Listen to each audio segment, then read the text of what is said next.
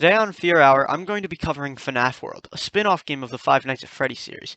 Now, I mentioned this game in my previous video, which you should watch by the way, but after some research, I found out I only completed the regular mode of the game. I'm also going to be talking more about Ultimate Custom Night in this video, as I think I have more points to touch on, and my opinions have changed about both games. In FNAF World, there are several endings which I have not unlocked, so I will be talking about all of those in this video as well. So let's get to it. How do these games stack up? This game takes place in, quote, animatronic village slash animatronica, so you know, top-notch banter. Regardless, you talk to Fredbear about what's going on, and apparently something is wrong. Huh. Anyway, the rest of the story is basically revolved around the glitch in this weird place, and you play as the most heroic champions to save the world. Champions like the thing that was literally trying to kill you in the last four games. What? Yeah, in this game, Freddy and his friends are good for some reason. Of course, it's a spin-off, but it's never explained or anything, so it's a bit jarring, but you just have to accept it. However, I feel this is a good point to mention that this game isn't canon, at least for the most part. There are a few scenes that foreshadow sister location in this game, but again, if you want to know more about that, game theory exists. Anyway, let's get back to the story. You go through this weird glitch portal into another glitch realm or something, and the music is like bumping here. Just take a listen.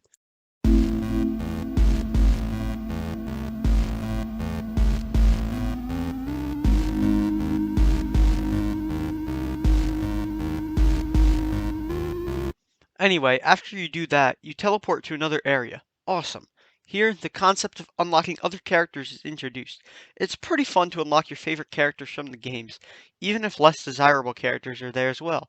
Anyway, after some more talking from Exposition Bear, I mean Fred Bear, you get into a fight with Frosty the Snowman. Honestly, at least the wood chipper boss from the first area is somewhat related to animatronics. This thing is just a mound of snow. Boring.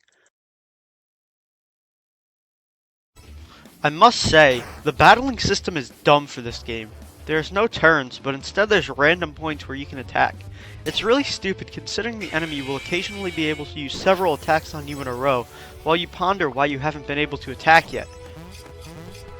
On a better note, the moves that the animatronics have are actually pretty cool. I like how most of them relate to the character or the game series. Back to the story, where after you beat Frosty, you can either travel to the next area or go into these random caves. Within these caves, there are some bosses you can fight in order to gain chips, special power-ups that help you later in fights. Later on, you get to this lake place, which has aquatic-themed monsters, and it has nothing to do with Five Nights at Freddy's.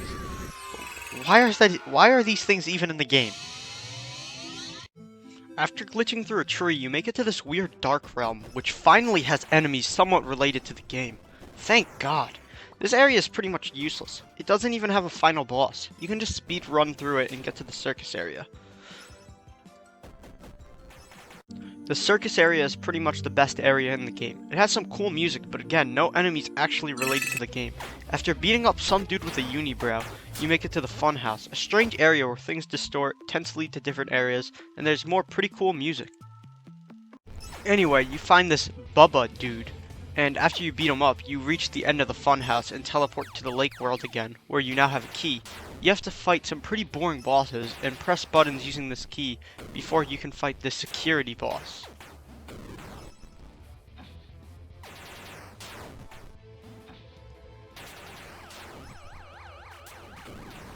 Now get this, in my original playthrough of the game, regular mode ends right there. However, with hard mode, it actually continues. You go through a tent and fight Scott Cawthon himself. It's truly amazing. Even better are the crazy rewards you get after beating him. Thanks, Scott.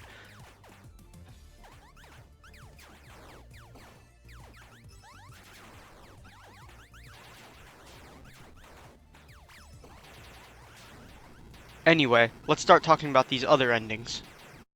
The first bonus ending I'm going to be talking about is the fourth dimension glitch, where you glitch through the third dimension and you go to the fourth dimension. It's all red here, and you talk to this old man consequences dude, and then you die. Wow. The next ending I'm going to be talking about is very similar to the fourth glitch ending, but it's called the drowning ending, where you glitch into the water and drown and die. These bonus endings have a nice emphasis on dying. The next ending is the universe end ending.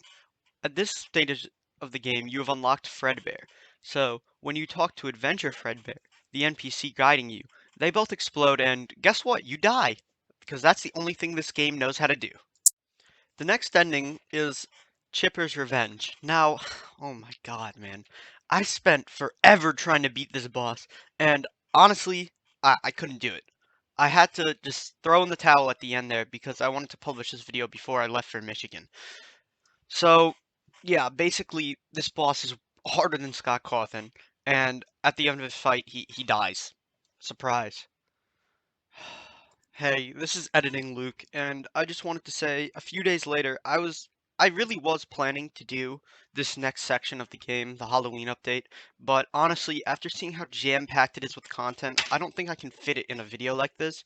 So, I'm going to be making another few hour video on this, but it's not going to be the next one. It's going to be more like a bonus one. When it does come out, it's probably going to be a little bit shorter, but it just wouldn't fit into this video. And I'm sorry that I mentioned it at the start, so sorry about that again. This is the part of the video where I spend some time going over the things that I liked and didn't like about the game. There are several good things about the game. It manages to be pretty funny while also being a competent game. Even though it's not canonical, it's pretty fun to play in a game with Freddy and the gang. However, I will say that this game really does not feel like it's part of the Five Nights at Freddy's universe.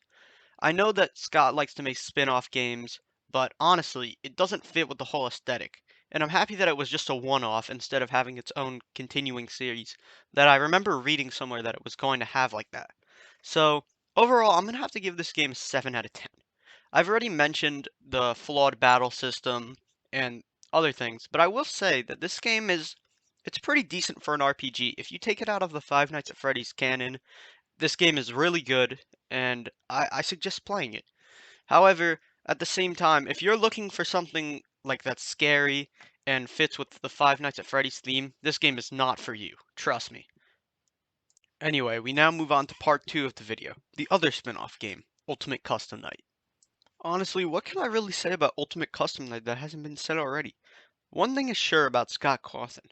He's never afraid to push limits and try to create something new. If that new thing is good or not, it's really it's really a mixed bag for me. All the time he tries to do stuff new, whether it's the house from Five Nights at Freddy's 4, which I hated, or the sister location thing, which I really liked. However, in Ultimate Custom Night, some things hit for me while other things miss. Let me try to explain. Probably the best thing about this game are the 50 characters that are programmed into it. Each of them have different mechanics, which make each character unique. You can set different characters at different times, complete different challenge sets, and they take mechanics from either the first few games or they completely create new ones, making a very unique and enjoyable experience. However, I think the main issue of this game is again, it's not scary. There's nothing remotely scary about this because it's completely fake. You can already tell. It's nothing close to the realism of the original game, no matter even if they take characters from it. It's still overplayed at this point. The map doesn't look as detailed. Not that you'll even be able to really use the map because there are 50 characters that you have to keep out for. And weirdly intercut with all of this is some really, really questionable scenes that feature anime of the series Chica as a schoolgirl. I really don't know what he's doing, why this is in the game, but it's kind of funny, kind of sad, and overall, I it's not scary, basically. I think he's trying to be funny at this point, but it needs to stop. At the end of the day, both of these games are playable on their own right. However, I must say, it feels like two opposite ends of the spectrum. In FNAF World, it feels like with the flawed battle systems, the messed up story, and the just like completely random enemies, it feels like he wasn't trying enough. However, with Ultimate Custom Night, with the 50 characters, with the random scenes, it feels like he was trying too much to be funny. And honestly, you need to find a balance. Thank you for watching, and if you liked the video, make sure to leave me a like. If you want to disagree with me or talk about anything in the comments, comment down below and we can have a discussion. Thank you for watching, and If you want to see more videos like this, subscribe, as I will be making more Fear Hours. Thank you, and have a nice day.